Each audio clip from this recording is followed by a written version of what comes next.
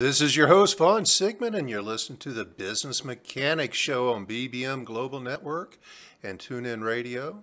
We're also live on YouTube right now, so jump on there and subscribe and like, if you will. And of course, you can always use the comment feature to add any questions or comments during the show. Today, we're going to talk about one of the toughest things we face as business owners, entrepreneurs, executives, managers, supervisors, whatever your role is in managing people, because no matter what business you're in the people business. And that's how to deal with difficult people, and more importantly, how to fire them if you have to. It's inevitable. We're going to have to face this. You're going to have to face this. I've faced it more times than I'd like to admit in my career. For those of you in management leadership roles, it's not a matter of if, but a matter of when. You're going to come across a negative employee that's going to require a lot of your attention. And as I've said many times before, nobody bats 1,000. You're either going to make a hiring mistake and introduce a toxic kind of individual onto your team, or on the other hand, something completely out of your control is going to happen to a team member, or maybe it was in your control and you just made the mistake, or someone else in the organization made a mistake that started them down this Debbie Downer path. But something's going to happen that you either hired a negative person, a bad personality, a bad influence, a dysfunctional individual, or something was said or done to an existing individual that changed their attitude. And now they're negative. Now they've become difficult and poisonous to your environment, to your culture. And if you're going to have this difficult and poisonous situation happen, as the leader, as the manager, as the boss, as the supervisor, you're going to have to deal with it. Many have had zero to any experience or instruction or education on how to deal with these challenges, and that's what I'm here for. And in the end, you're going to thank me for this, because take some notes during this. It's recorded for later for you to listen to. You're going to thank me, and you are welcome, because this, if done properly, just the way I'm telling you how to do it today, is going to make your environment better when these situations arise. I got you back, and I'm going to give you a brief 1-hour lesson on how to deal with problem employees, especially the ones that are creating negativity and dysfunction in your team. And I've been in these situations for decades, and I'm going to share with you what I've learned, and more importantly, what I've successfully deployed over the past few decades. I've made the mistakes, so you don't have to. I've screwed up and made the missteps, learned how not to do things, and that's very often our best lessons is when we make mistakes, and I've made more than my share of those, but I've learned from every one of them, and I've honed this process, this technique through decades, and I've had to deal with these people for a number of times, and I'm going to share with you today the right way, the way that works best. So you ready? We're going to talk about how to make this as painless as possible. Even though they are a gigantic pain in the you-know-what, let's reduce it some. And again, we all are going to have them. Either we have them now, or we've had them in the past. And if you don't have one now, you're going to have one in the future. Don't ever get the false assumption that you're not going to have to deal with this situation. Most bosses have had to deal with our problem employees, and they are some of our most memorable experiences, and not in a good way. For up-and-coming leaders, I'm giving you a fair warning. It's not a matter of if, it's a matter of when. Today I'm going to talk about how to deal with your gigantic pains and how to exit the relationship if that's the only resort, that's the last thing that can be done. So first in all this, the first piece of advice I'm going to give you is the key is to address the employee immediately, as soon as you find out, before any negativity spreads, and it will spread. And when it starts spreading, it's going to affect the rest of your team, either by them joining in the negativity depending on how influential this person is, or being so distracted by all this negativity. Both create a bigger pain in the ass for you. And the worst part of this, often you don't see the smoke. There's a fire out there burning, and you don't see the smoke until it is completely engulfed and blazing. That is unless you are connected to your team with great relationships like I talk about so often. If you've got great relationships and you're managing by walking around and you're highly visible and you're talking to people on a regular basis, you're going to find out about these far sooner than later. If you stay cloistered in your office and don't have a lot of one-on-one action with your team during the course of a day and a week, these things get out of hand and you don't know about it. You're the last person to know.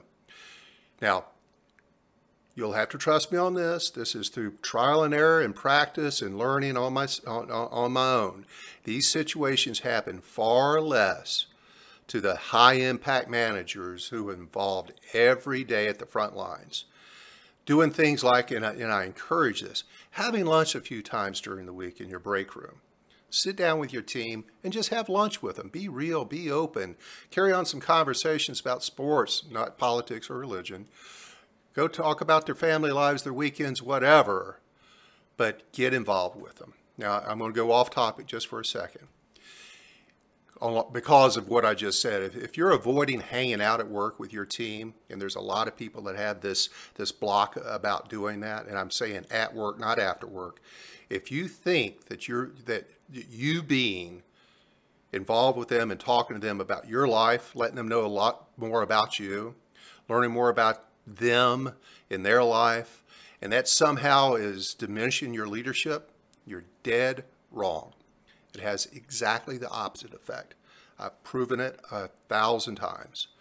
The more they know the real you, without any drama or TMI, yeah, you have to remain professionally separated, and you got to know where that line is and stay on the right side of the line. They don't need to know about your financial struggles or your fight with your spouse or whatever. Don't go that far. It's a fine line, but stay on the right side of it. So. But I get off topic because of this first point. You got to stay plugged in to the vibes of your team, and you will prevent a lot of these things getting too far. When you get a rogue employee doing damage to your company or your team, you'll find out about it sooner and before it's a full-blown fire. It's all about prevention. I like that better than having it hit the fan and having to clean up a big mess or a situation. So let me talk to you just a minute about a true situation where they didn't deal with it as soon as they should have. Got a client, they joined me after this person was hired. They hired a supervisor in. This person came in and within a month was causing all kinds of dysfunction. She was disrespectful, she was yelling at people, she was short, she was two-faced. She was talking behind people's back, creating gossip. They found out about it. They didn't deal with it. They ended up firing her at some point, but they should have fired her in those first 30 days rather than waiting to 6 months. And now they're going to court over this. Deal with it early. We're going to go to a quick break. When we come back, we're going to talk about how to analyze the situation and get to the root cause. Be right back. Abraham, hey YouTube, hope everybody's doing good today. I'm doing great. It's another beautiful day in California. These difficult employees we're talking about.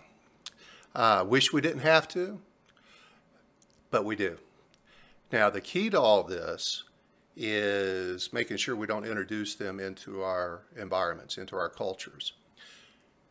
Either hiring them properly, making sure you're using behavioral-based interview questions like I've talked about in the past, using those so you flush this stuff out, or making sure you run a culture, you've got an engagement level with your team, that if something goes wrong, you truly have an open door policy that they can, this potential problem person can come to you, get it off their chest before they go show this in the workplace, start gossiping, causing chaos in your team. They come to you and you can talk it through and make them understand. Very often, if they can understand why something is the way it is, or why something was done, or why a decision was made. Maybe they were overlooked for a promotion, or maybe somebody said something to them was inappropriate. If they're harboring these feelings and it comes out, starts creating dysfunction in your team and you don't know about it, that open door policy, if you have an open door policy, but you're really not an accessible person, you're not somebody people like to come to or feel like they can come to and talk about situations, that's a big part of the prevention. That's a big part of the problem. And that's why I stress so much about you staying involved with your team members, having lunch with them, walking around and managing by walking around. Getting ready to go back to the show. Be right back to you. This is your host, Vaughn Sigmund, and you're listening to The Business Mechanic on BBM Global Network and TuneIn Radio. We're also streaming live right now on YouTube, so I'd love for you to jump on there and subscribe to all my videos that are on there. That'd be fantastic. Today we're dealing with difficult people and how you must act to minimize the damage they're creating for your team. And I'm going to go back to my story just 1 second about the supervisor that was hired. They weren't dealt with in the first 30 days. 6 months later, they finally got to the end of the rope and they had to fire. They fired her. All the signs were there. In fact, it was funny, the timing that these people had hired, this company had hired me to work with their management team, train them on how to become high impact managers. And it was amazing how this narrative, as I was working through all my different lessons with them, my classrooms with them, each week, or each month, I should say, we're doing a monthly training session with them. Each month, there was a new piece of information around this person that was creating so much problem for them. And the whole management team was just sucked up in this person and the drama they were creating. And everybody was trying to solve it. And along the way, I was trying to get them back focused on what they needed to do, which is remove this person from their environment. At this time, the one manager who was her direct supervisor decided he was going to keep giving her chances, We're going to talk about why these chances keep happening with problem employees, but kept giving them chances. And I told him, I said, man, you're just going to have to deal with it at some point. I know you don't want to do it now, but this is going to blow up. And I went to the CEO of the company. I said, this is going to blow up, my friend, and you're going to end up in court because this has gone way too long. She's getting way too much evidence on this whole thing to bring back up and scorch you in some kind of court. So I hate to say I told you so, but I do. And so sure enough, fast forward a little bit, they finally got to the end of the rope. They terminated her, did it the way I told them to do it. Far too late, but they did it. And guess what? Just as I predicted, 2 weeks later, they get a letter from the attorney, wrongful termination, wage and hour violations. And now what should have been taken care of in the first 30 days, it would have been very little harm or foul occurred. They waited too long. Now that check's going to get really big, really big. So let's get back. First step is you got to analyze. When you find out about a situation that's going on in your workplace, you got to analyze that situation and get to the root cause, determine the root cause. The minute you find out there's a problem, the first thing you got to do is your own contemplation.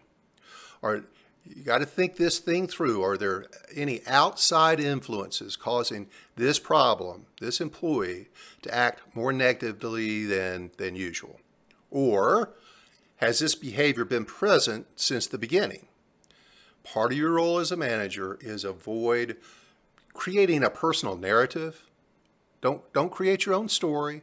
Go get the facts. Go get the real story. Go talk to people, talk to the person. Don't assume, get some facts. But for sure, conduct your due diligence so that you can address the situation effectively. And then the second step to all this, now you got to conduct damage control. There's damage in your workplace. Negativity, gossiping, dysfunction is happening.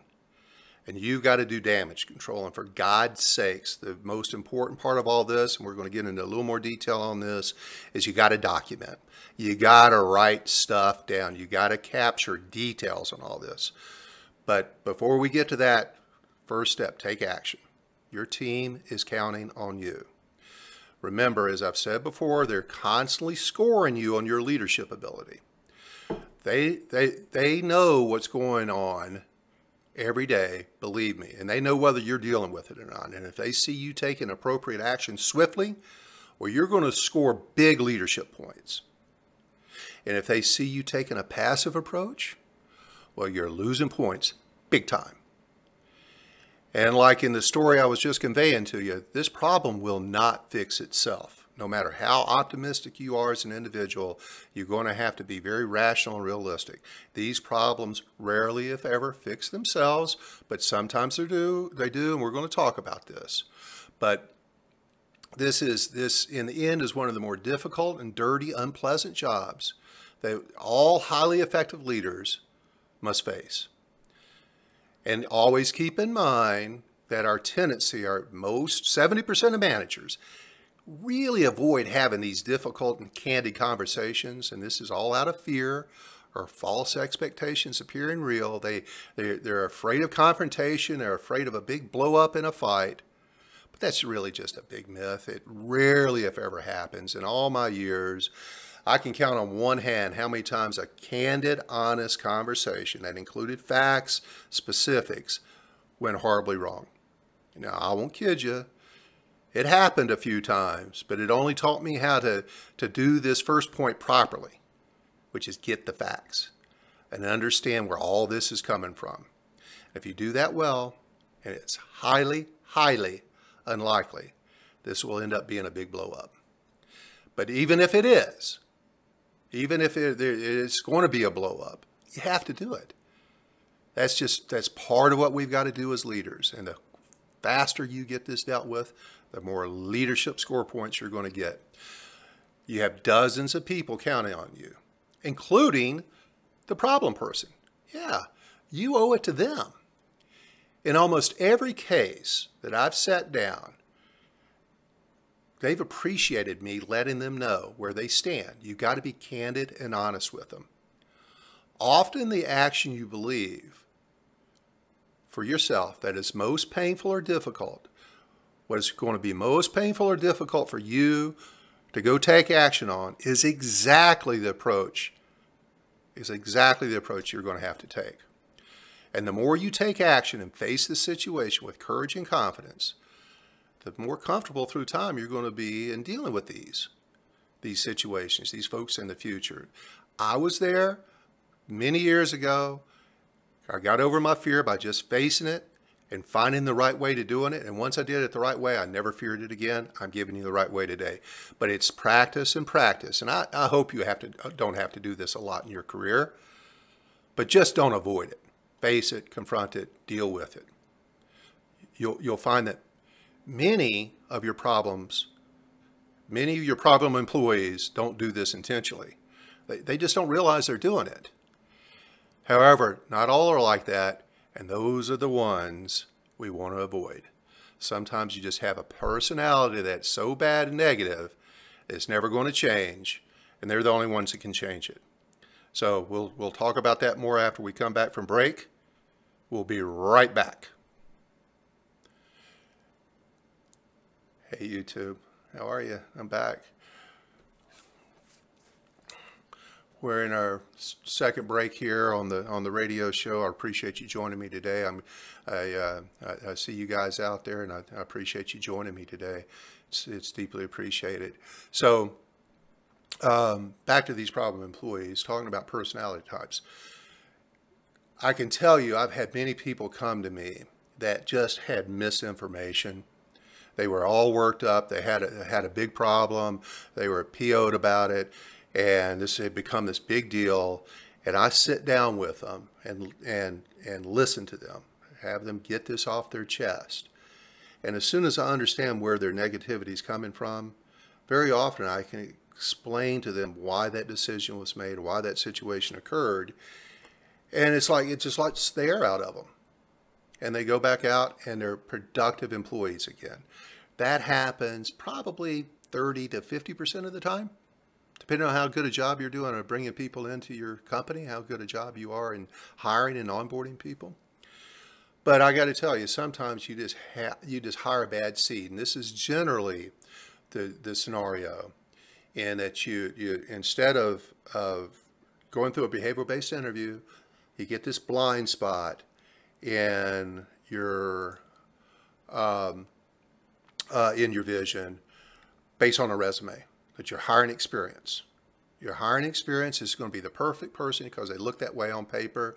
When you're doing the interview, it's just an exercise. You're not really digging into this person. You hire them based on this great resume. You put them in there, and then you realize this person is not good for your environment. And then I've still got a company run. What am I going to do if I lose them? So, welcome back. This is your host, Von Sigmund, and you're listening to the Business Mechanic Show here on BBM Global Network and TuneIn Radio. We're also live on YouTube right now, so jump on. You can watch all this magic happen while it's going on. So we're talking about dealing with difficult people and how to fire them if you have to.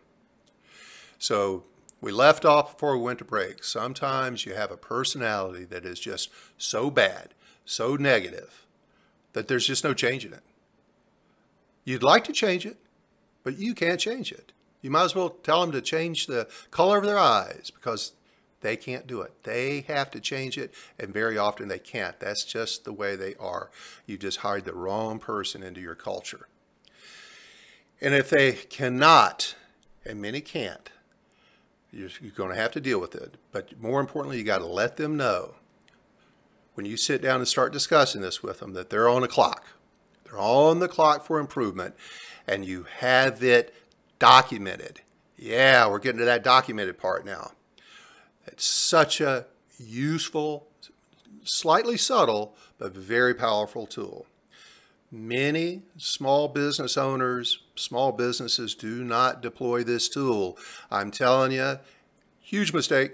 You've got to document these conversations. You've got to use a formal performance improvement form. And if you don't have one, contact me at vsigma.com. I'll send you one. Contact your HR company, your payroll company. They probably have one. Get one off the internet. Have a performance improvement form. You got to have it. And then after you document everything, make sure they sign it. It's got to be signed by you. It's got to be signed by them. If in your write-up, you got to make sure that you make note of the specifics that you've learned. This is key. This is critical. Make note of the specific behaviors that is affecting the greater team dynamic. Document examples, times, dates, individuals involved, and use that example or examples to illustrate the problem.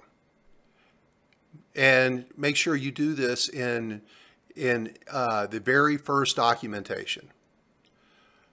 And then once you're done with the conversation, you've documented it, you've signed it, you're asking them to sign it, give them an opportunity to write a rebuttal on there. There's nothing wrong with that. Make sure your performance improvement form has a spot for them to put their comments on it. Nothing wrong. But most importantly, set expectations and give them a SMART goal with a timeline for expected improvement. It's got to be specific. You got to have a way to measure it. You write it, they're signing it, they're agreeing to it. That's the A part. It's realistic. And most of your expectations are going to be realistic, but the key and the most critical part of all this is the timeline. It's got to have a timeline for the expected improvement, and you need to expect it immediately, but let them know that you're going to support them, but you can't accept what's happening to affect your workplace any longer. And a great line I've used for decades that communicates this is, and I'll give you a second to grab your pen if you want to. Write this down. Rewind it later if you want to. But it works. capture this, what I've used for years, to make a point. To make a point very clearly, you start with, this is not personal. This is all about business, and we're here to talk to you about your job. You and I and the company will receive no benefit if I have to let you go over this. We and you only benefit if you make the necessary changes. And if you do so, if you make the necessary changes, we both win. If you don't, we both lose. Now, what can I do to support you in your efforts to improve? I'm going to repeat that. You and I and the company will receive no benefit if I have to let you go. We and you only benefit if you make the necessary changes to address this performance or this behavior. And if you do so, we both win. If you don't, we both lose. What can I do to support you in your efforts to improve? Use those lines. That sets you up nicely. It levels the field. Now, back to your write-up. It must be written in a way that the words imply that the improvement in this behavior must be in perpetuity. I like that word. I can't spell it, but it makes me sound really smart. But it's got to be forever, that we cannot have any more occurrences of this. At the end of the write-up, they've signed it, they put their comments on there, which is fine. Schedule a 2-week follow-up conversation. Right there, get it on the calendar, date and time, so you can provide updates on the improvements that you've noticed or heard about, or the lack of. Don't allow this follow-up to be more than 30 days. Sometimes you can only work it in 30 days, but 2 weeks is optimum, 30 days is maximum. You have to keep the pressure for change on them. And understand, if they're not getting the message and changing their ways, and if they go right back out there and start doing it again, if they're not changing their ways, the damage to your company is continually being done. They're either going to improve or they're not. So let me recap this just for a minute. A negative employee, this difficult person, this person that we're running down the path and we may have to let go from your company, they can do exponentially more damage to the morale of the team with each day that passes. You got to address this situation immediately with this problem employee. This is the time to build your candor muscles. You've got to be honest and open and brave with this. You owe it to your team, and more importantly, you owe it to this individual to be honest and candid about what you're aware of. They need to know where they stand. Make sure you have facts, specific facts, about who, what, when, where, how, etc., so it does not turn into an exercise in denial on their part. And you getting into a, yes, you did. No, I didn't. Yes, you did. This is how you control the situations. These kind of situations is with fact and candor. But you got to do it in a very respectful approach. Document, document, document. For documentation, use a performance improvement form. And you can get one online or contact me. And I almost left this out. Oh my gosh, I almost left this out. During these conversations, always have a witness to the conversation. That's a best practice, either a fellow manager or your HR rep. Make sure you've got somebody there to witness all this. When we come back from break, we're going to talk about your behavior and how you need to perform during this, how you need to act. We'll be right back. All right. Moving into the fourth segment of the show. How are you, YouTube? So document, have this performance improvement form. If you don't have one, and so many private businesses don't. If you got 2 employees, if you got 200 employees, if you got 20 employees, I don't care. It's not about the size. It's about the standard. It's about doing what's right for you, your fellow employees, or your employee base, and certainly the person that is potentially going to be creating some dysfunction for you. Get it documented. Your insurance company is going to love you. Your attorney's going to love you, because very often these people take you to court. There's a pattern, and the worse this personality is, the more difficult this person is. They've got a pattern of this in their past. They've learned how to do this. This probably isn't the first workplace that they're doing this in. Probably not, unless they're an entry-level person that you just hired out of school. But generally, they've done this in the past. This is their history, and they know how to get more money out of your pocket. And most employers, you included, are making some mistakes. And the first mistake is not confronting this situation as soon as you find out about it. The second mistake is you got to have your house in order. You got to make sure you're not doing anything in the way of wage and hour laws or internal culture that will ever come back on you.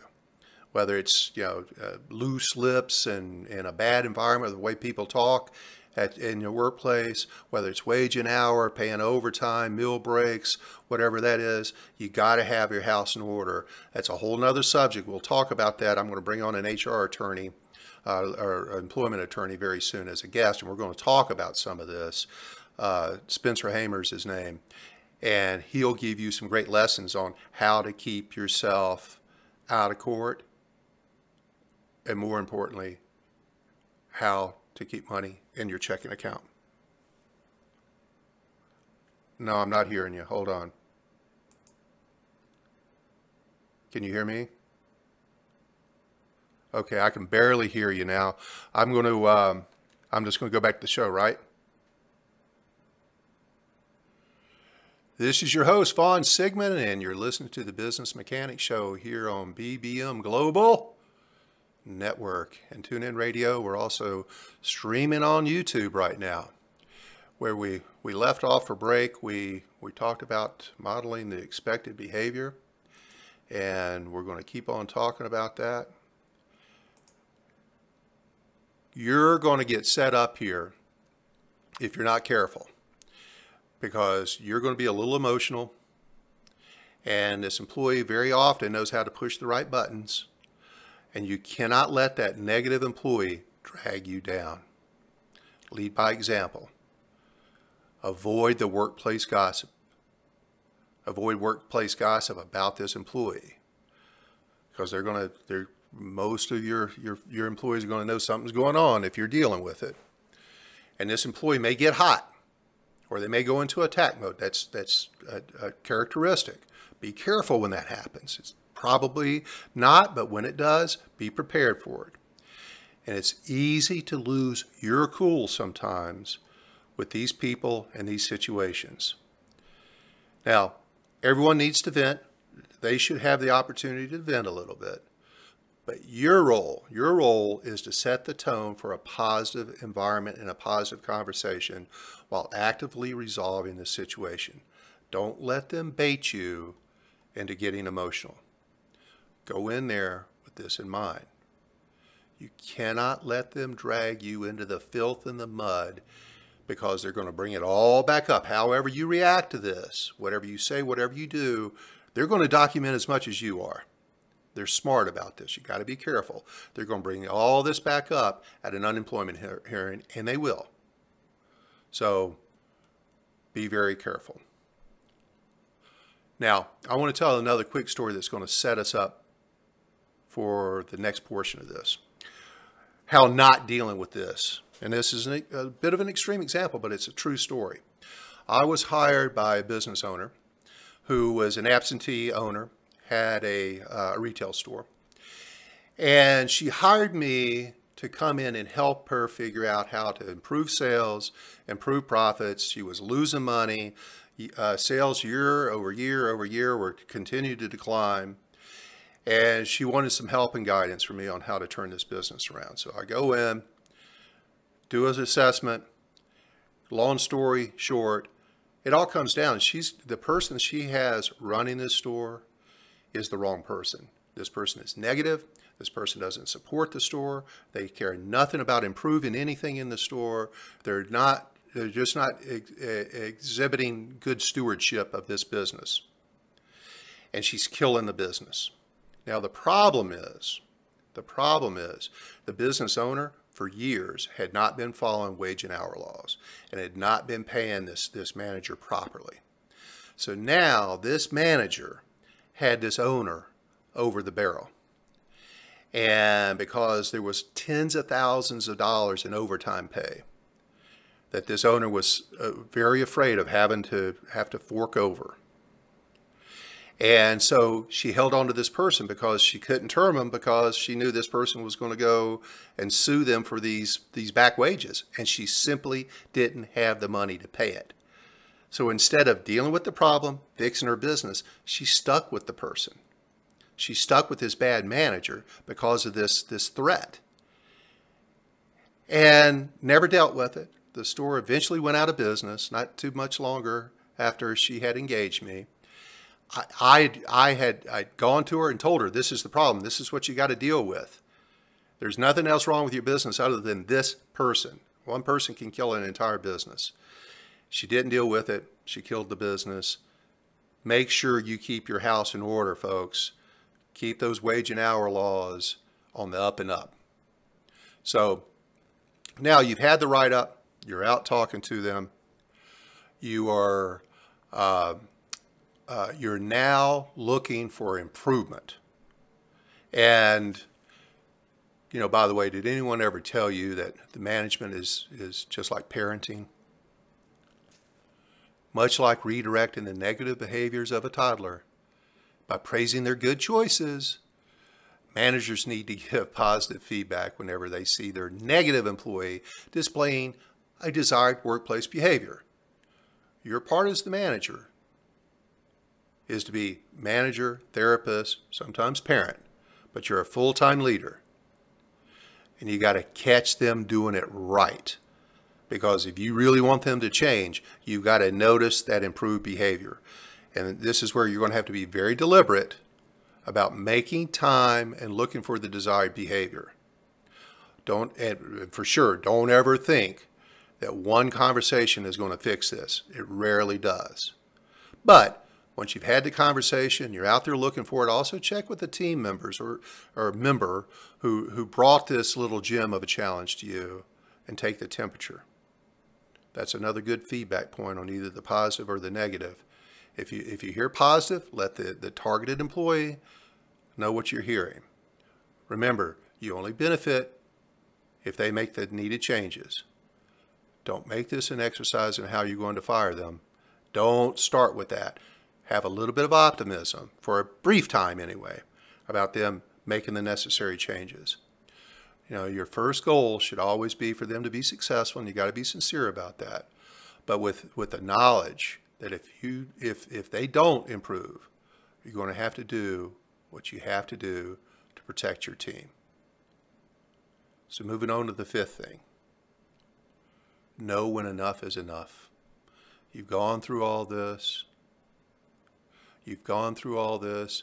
You've had the write-up. You're looking for the improvements or not, the not improvements, and you've had enough. And when we come back from break, we're going to talk about how to deal with the final chapter of this saga, and that's how to fire them. We'll talk about that right after break. We'll be right back. Your host, Vaughn Sigmund. Welcome back. You're listening to the Business Mechanics Show here on BBM Global Network and TuneIn Radio. We're also streaming live on YouTube, so jump on there if you'd like to watch this magic happen as it occurs. So we're talking about dealing with difficult people, and now we're getting down to the last part of this, is how to fire them if all else fails. How to fire them if you have to. So you got to know when enough is enough. And like I was conveying to you in my story about the woman with the store that wasn't dealing with her problem manager who put her store out of business. You got to deal with it. You're done with all this, the write-ups, the warnings, the observations, the timeline, and this negativity, it still persists. It's time to put your employee on final warning. And you got to, and again, this is a performance management form. They're on final warning, and you're going to tell them that you haven't improved, and this is going to lead up to and include termination. Again, they can write their comments on there, but you're going to need to do this within a couple of weeks if you don't see notable changes. If those notable changes are not seen, you got to go to this final warning. And again, the longer it persists, remember your team, remember your company, the damage is being done deeper and deeper every single day. Your team is like a big machine that counts on all the pieces and parts to be working perfectly and in conjunction with each other. And if you've got a part that is not working well, is dysfunctional within your machine is less effective and efficient. And if you have a part that's defective or in need of repair, you got to get it into the shop. That's why you listen to the business mechanic. Repair or replace. That's what I always say. And if repair is now, you've discovered, not an option because they're just not getting it fixed. After you've gone down the repair route, then dig into yourself, take a big breath, and the next step has become your only option. They've only given you one last option if all else fails. You have your documentation. You've gathered that all during your exploratory phase to build the case for termination. That's where all this was potentially leading to. You've got your back end covered. And please, I implore you, if this is all happening in the first 90 days of a new person's employment, don't let them go past 90 days. Fix it. Part ways. Quickly, please. Hire slow, fire fast. Get this person out before they do much damage. That's why I encourage a 90-day probation policy for all employers. It's not just about workers' comp. It's a bit of a psychological ploy to give you and your managers the mindset that if someone's not making it, you're going to part ways. It gives you a check date. So back on it. All that said, all this is done. The needed changes are not there. You have to move to termination. They've left you no choice. Let me share some best practices that if used, and I've used them for a long time, it works. When you sit down with them, it's time to let them go. It's the day you're going to let them go. It's a stressful time for you. It's going to be a more stressful time for them. You sit down with them to let them go. Make it a brief conversation. Go into it with the mindset that this should take less than a few minutes. Sit down with them. State the goal for improvement that they committed to. They signed it at least once, maybe twice, maybe 3 times. They've signed that they're going to improve something. But you and your observations and due diligence, it hasn't changed. The metrics, the behavior, the feedback has not changed. That in the timeline allowed, the necessary improvements have not been achieved. That you know they're a very nice person, they're a great person, but just not a good fit for your team. Not all marriages work. You're going to wish them the best, but this is it. We're going to make today your last day. Now, while you're doing all this, you've got to consider their emotions. You've got to treat them with respect. You've got to keep your emotions in check. You got to be very respectful of them. You got to treat them with dignity, no matter how much you want to tear their throats out. And I'm not an HR professional, so I don't candy coat these things. I know how many of you feel. This person has created a lot of headache and pain for you. You want them gone. Your emotions have got to stay under the surface. But more importantly, the better you treat them during this discussion, more likely the outcome long-term, and this ever revisiting you through fair labor practices or an unemployment hearing or whatever, wrongful termination, gets diminished. Treat them with dignity. Then let them know that the decision has been made and nothing will change that decision. Thank them, ask them to go out, gather their personal belongings, and leave. Leave no room for argument at this point. No argument, no discussion. You do not want to engage in an extended defense argument. No way.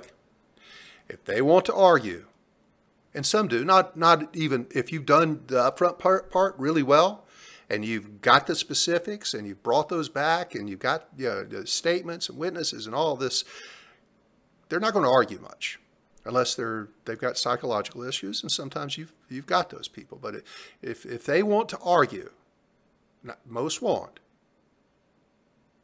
They want to argue, then restate the term that I just said. Sorry, I can understand you want to talk further about this, but it's going to accomplish nothing.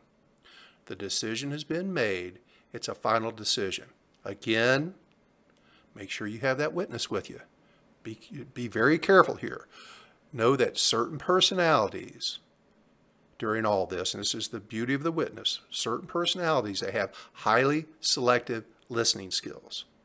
And they're going to pull out certain things you said or did during all these conversations and all the things that have happened since you put them on warning. So be real careful about what you say now, because they're going to remember this. Give them their last paycheck with any vacation or sick on there. Make sure you have that crap right. You don't want to get that into the records that you've shorted their paycheck. That does not look good in front of a judge. So when we come back, we're going to recap all this. And we're going to walk you through all the steps we've talked about. We've talked about a lot. So come back after the break, and we'll go through it. We'll be right back.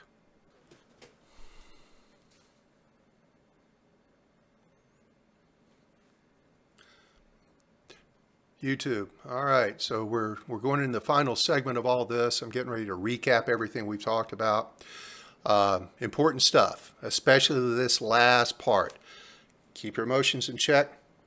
Keep that conversation short, because you just do not want to spend a bunch of time with them working up their emotions and giving them the opportunity to work up your emotions, because the more they stay at you, the more likely they are to get you to say or do something you will not be proud of later. It will come back to haunt you. Trust me on this one. It's never personally happened to me, but I had lots of managers that it's happened to because they lost their cool. I've never been perfect at keeping my cool, but in these situations, I learned early on, I got to be cool about it. It's got to be brief. You got to get it in and get out. Don't leave a lot of room for a bunch of discussion in all this. You got to trust me on this one. And then once you have it done, get them out of there.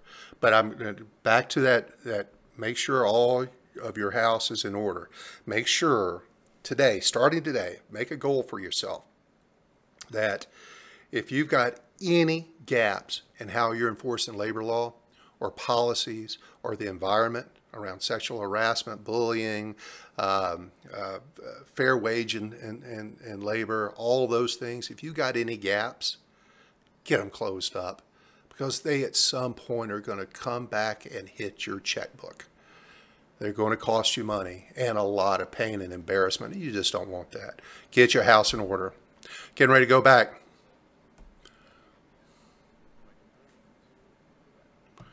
Welcome back. This is your host, Vaughn Sigmund, and you're listening to the Business Mechanics Show here on BBM Global Network and TuneIn Radio, and we're also on YouTube Live right now.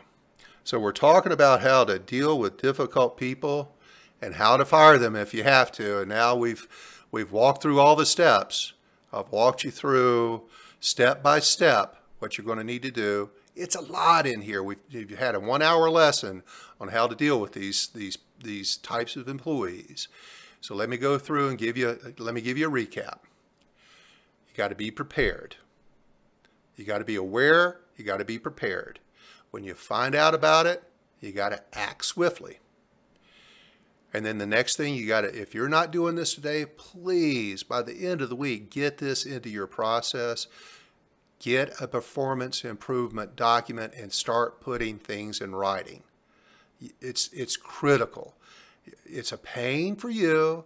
It's a pain for them, but it's in the long run critical. Absolutely critical. When you sit down with the employee, the problem employee, make sure you've got specifics. Do not talk in generalities.